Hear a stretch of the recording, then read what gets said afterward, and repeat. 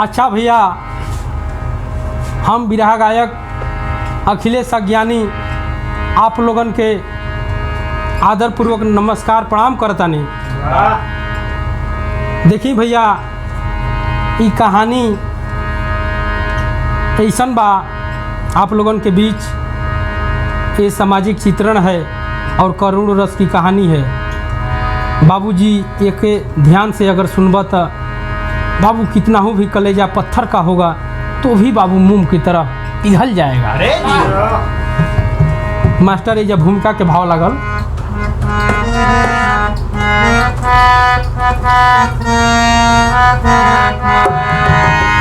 कोई कहे बाउर बनल बा समैया, कहे कोई कलयुग का कातिल तराना, केहू कहेला कि दुनिया बदल गई, केहू कहेला कि बदलल जमाना, बगिया लगवनी कि फूलवा फुलाई, उहे आज किस्मत में कांटा बिछावे।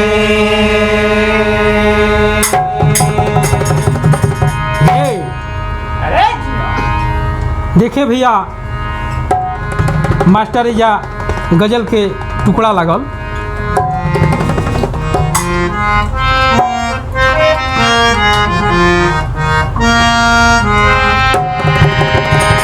अरे दिल की सारी दर्द को बताती कलम, जियो लाल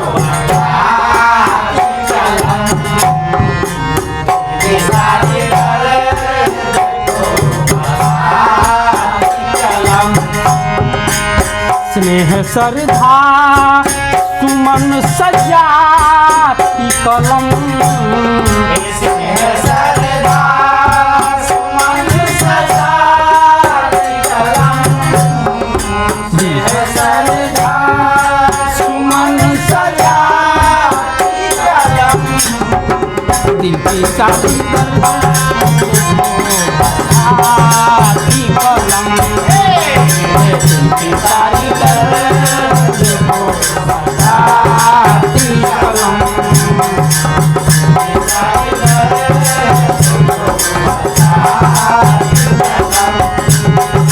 स्नेह श्रद्धा सुमन सजाती कलम, अरे यो श्रद्धा सुमन सजाती कलम, दुख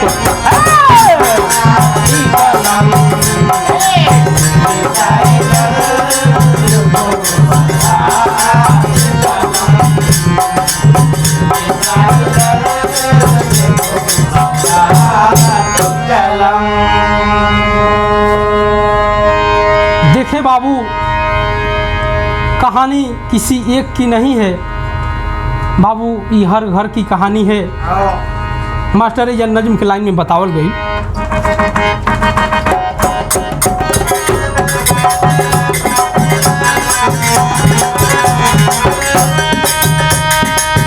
एक घर की नहीं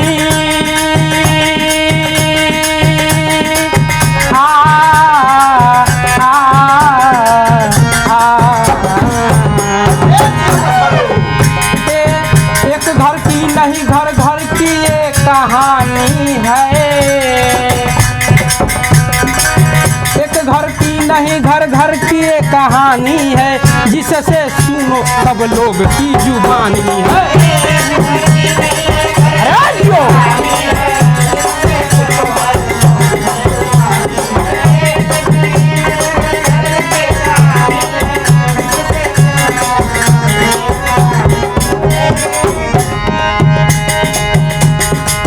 कोई माता पिता को इतना प्यार दिया, कोई माता पिता को इतना प्यार दिया, किसी किसी ने माँ बाप को विसार दिया।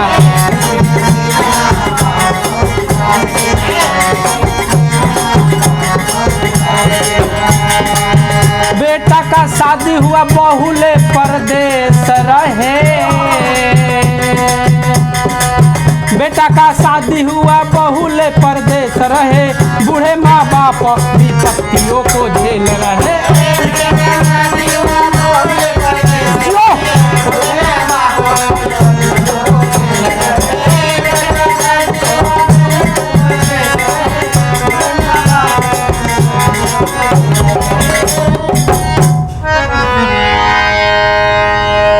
अच्छा बाबू, तनी बात के समझला। देखते बानी ये बाबू, शादी भइला के बाद भी तुरंते ये बाबू औरत के लेके बहरा रहे लागल तालो। अब बाबू ई नहीं खेलो समझत, सोचत कि माई बाबू के बुढ़ापा कैसे कटी। केहू तरह माई बाबू कांचे पकले बनावत तालो आ खा तालो। मास्टर ये तर्ज लागल।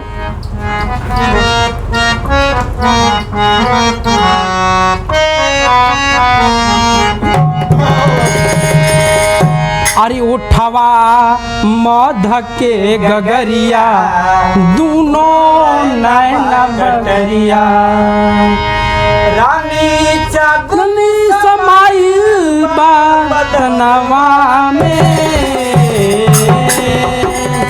अठवा जुआ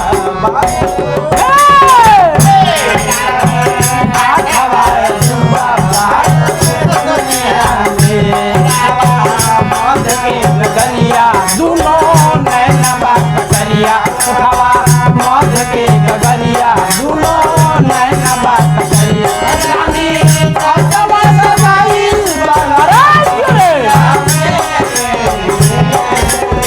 अठवा दुनिया में,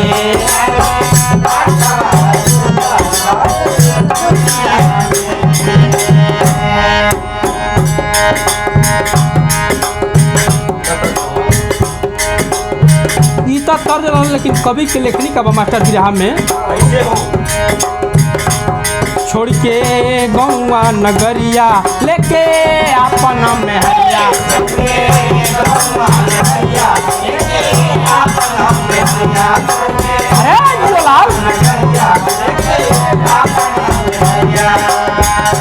ए बाबू रहे लगले जाई,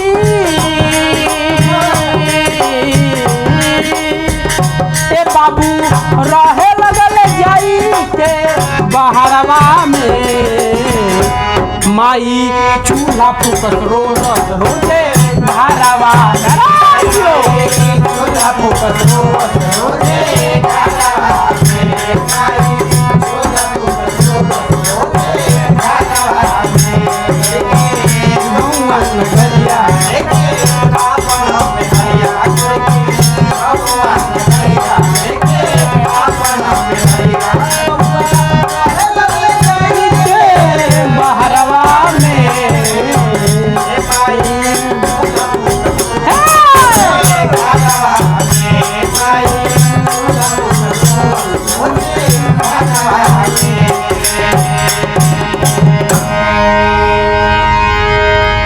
में बाबू ये तने ना घर परिवार के भी भूल जाता लो आ खूब ऐसो आराम के अपन या जीवन बितावता लो।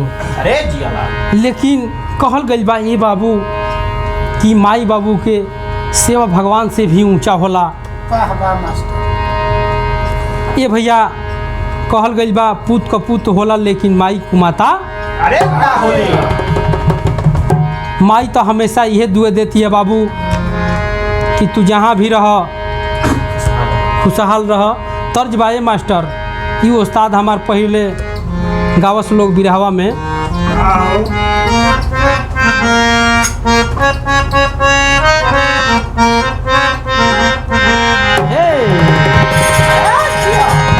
अरे बाबू दरोगा जी अरे कौने गुनहिया बनल पियावा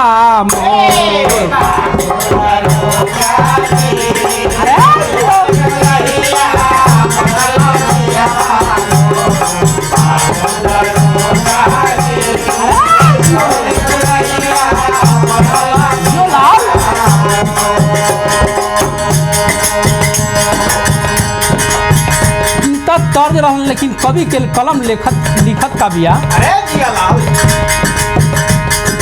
ये हमारे बाबू हो अरे जिया मछली ये हमारे सुगनवा हो अरे यहाँ भी रही है खुशा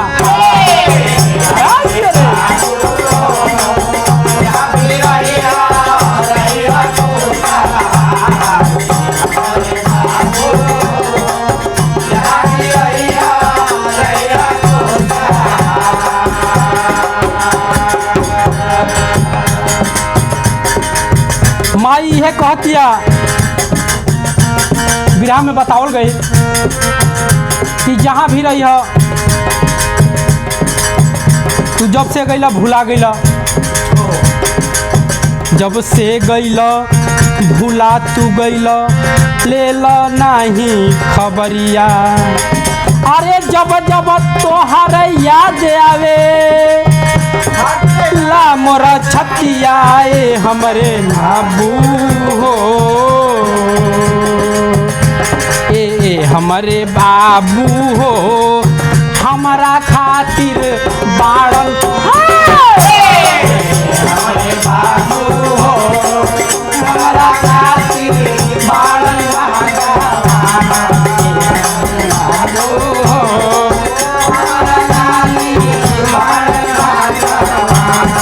गैला भूला गैला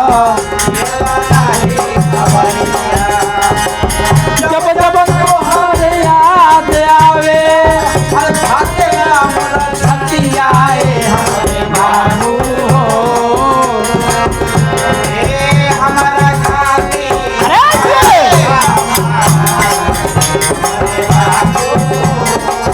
हमारा खातिर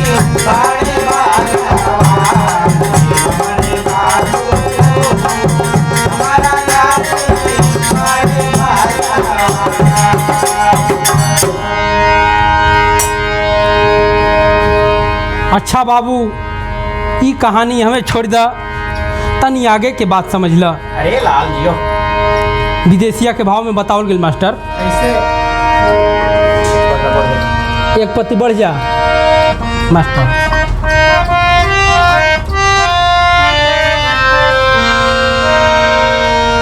अरे देश परदेश रहे अरे सब कर गाना ऐसन आइल आफत के दरियाए बाबूजी हरे दाना पानी मिले नहीं अरे हो खेला ससतिया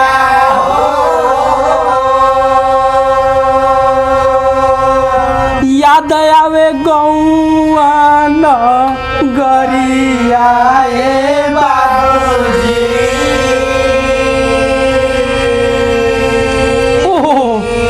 बाबू रोत तड़न बिलखत तड़न। ये बाबू ये आफत में खैला रहला के परेशानी होखे लागल। अब बाबू इतने ना रूम मालिक लगा भगाने, इतने ना अटैची लोगे बाबू सब समनवा बहरवे त फेंक दिहलन। त ये बाबू प्रवासी मजदूर उ बैठ के लगलन सोचे आ त कहत का बड़न,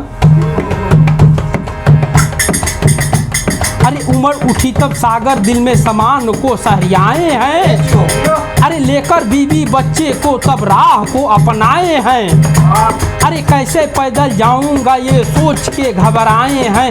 तब तक मिले तो चार लोगों हौसला बुलंद को पाए हैं। बाबूजी प्रवासी मजदूर अपने अपने गांव को चल दिए। तक कैसे मास्टर?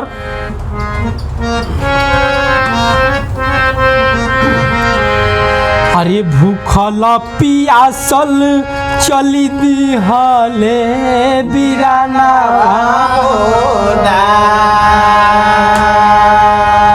लेके गोदिया में अपन लाला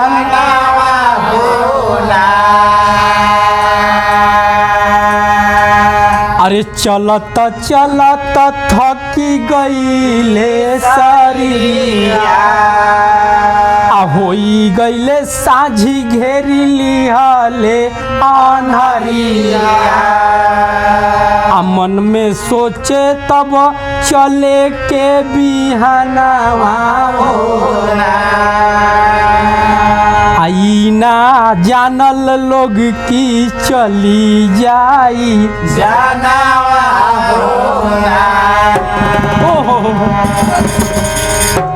बाबूजी वो प्रवासी मजदूर चलते चल थक गए और वहीं उसी रेल के पटरी पे बाबू सो गए। केहू केहू के बाबू समझावत ना बटन आ वो लोग के दिमाग में तो बाबू ये रहे कि ये महामारी में गाड़ी बस सब बंद बाड़न बाबू। लेकिन बारे भगवान तू भी गरीबों की किस्मत में यही लिखता है। तक कैसे मास्टर? अरे दुखिया के दुख नहीं बुझे केहू।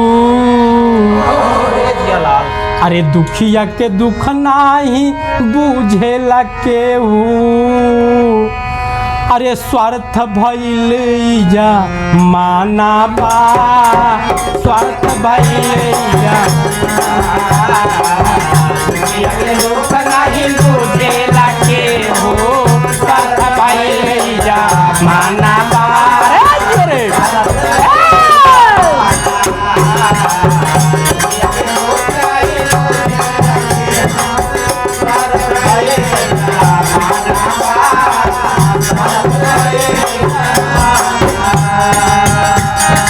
मास्टर इतना तर्ज रहा। लेकिन निंदिया में जब होई गईले बिरानवा निंदिया में जब होई गईले बिरानवा सिर पे मवता तब आइल बा सिर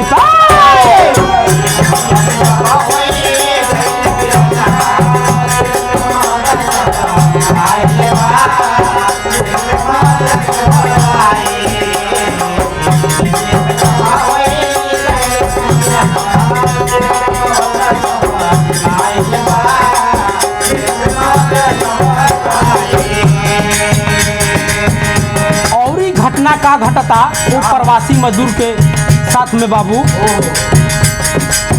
लसिया के पाता ठेकान नहीं चलले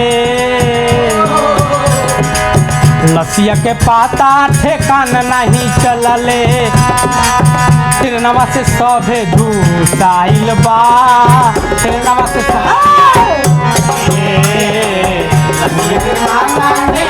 नहीं चलले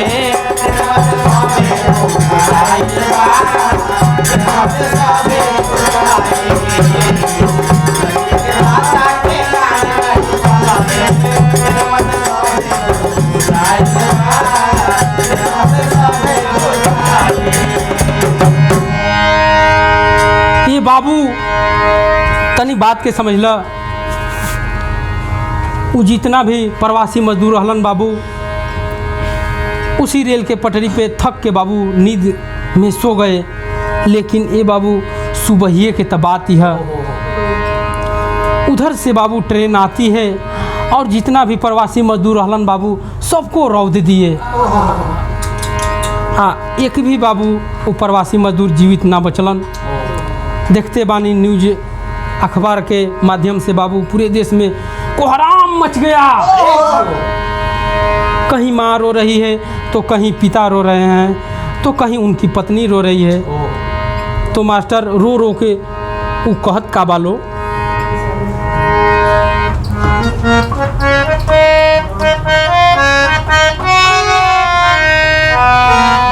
अरे के करा हीरो वाले गंगा जी बढ़ी आई, आके करा हीरो वाले हो, अरे के करा हीरो वाले धोती के टूक भी जले, आके करा हीरो वाले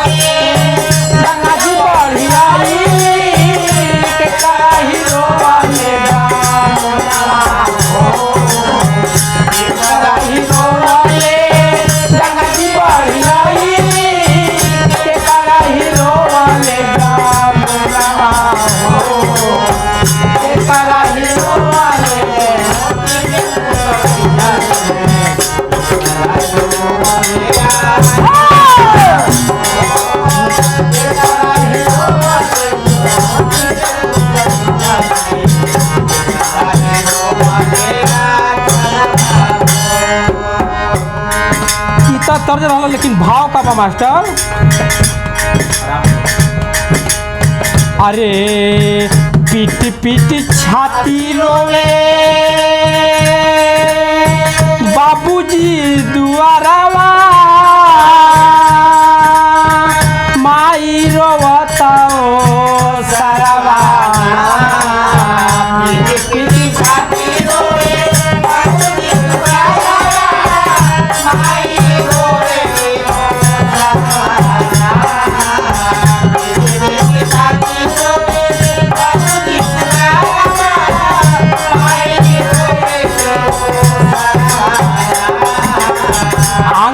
बैठी रोए बड़ी दुल्हनिया, गोदिया में रोए लाला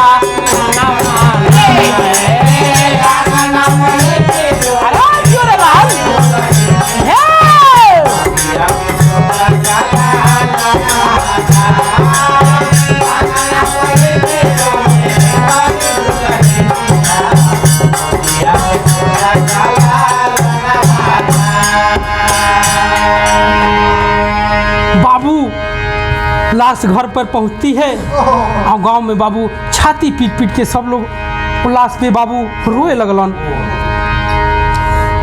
एक मासूम बच्चा बाबू था, पिता के लाश पर फूट फूट के रोने लगा।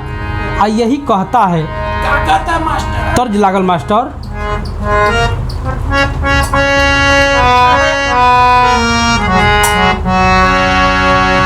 यही लड़का कह रहा है, अरे निबिया के दाढ़ी जानी कटी है बाबा,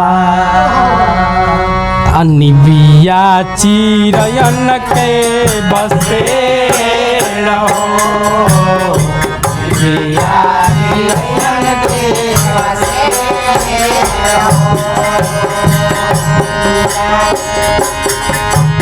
इतना तर्ज रहा, लेकिन कभी के भाव का मास्टर ऐसे हो, अमनी के टुअरा बनवाला ए पापा, अमनी के टुअरा बनवाला ए पापा,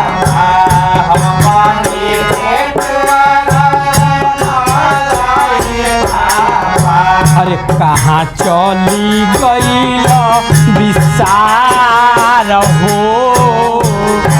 चली गईल विसार हो चली गईल विसार हो हमनी के जिंदगी अन्हार कई दिहल हमनी के जिंदगी अन्हार कई दिहल हमनी के जिंदगी अन्हार कई दिहल कहनी की मती जा कहल नाही मनल कहनी की मती जा कहल नाही मनल कहनी की मती जा कहल नाही मनल हे माई के मंगिया सुन कई दिहल माई के मंगिया सुन कई दिहल जिंदगी भइल बा पहाड़ हो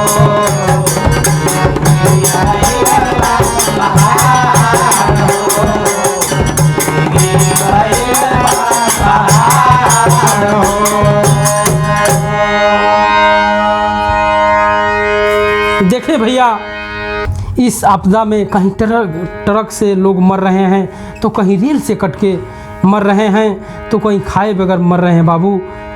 तो इहे कहल गई बा बाबू कि देखे बाबू घर घरे होला अगर लोग के अपन घरे ना आवे के रही तो ये बाबू महामारी में केहू के दुनिया ना उजड़ित। मास्टर इजा अल्लाह के भाव लागल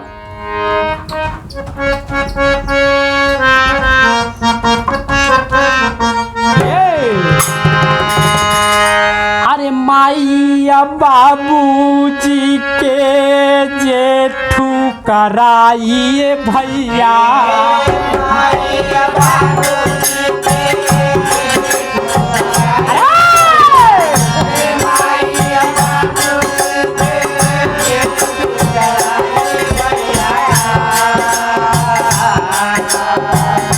ओ कर जमल का एक दिन दी ठुकरा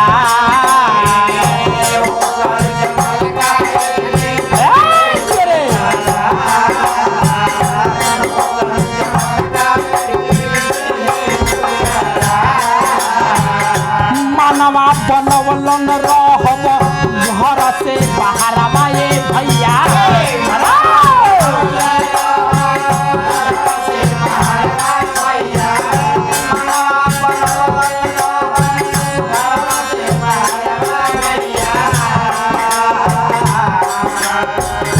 यही आपदा में आज घरवे आवे यही आपदा में आज घरवे आवे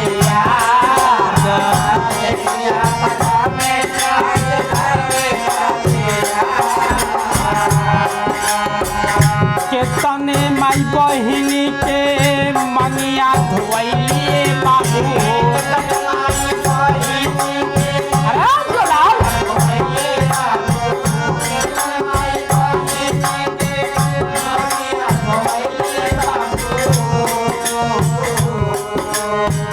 कितने लोग के रहिए में चली गई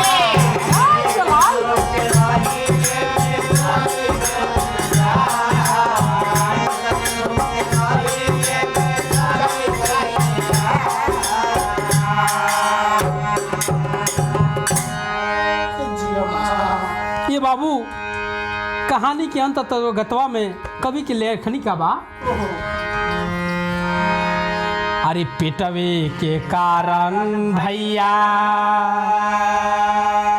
करस मजदूरी आ कहे रिंकू अखिलेश मितावा आ सब करबा मजबूरी तो अरे मालूम ना के कर कहिया बा लिखल अरे मालूम ना के कर कहिया बा लिखल आ जे के जाए के बजायू जहिया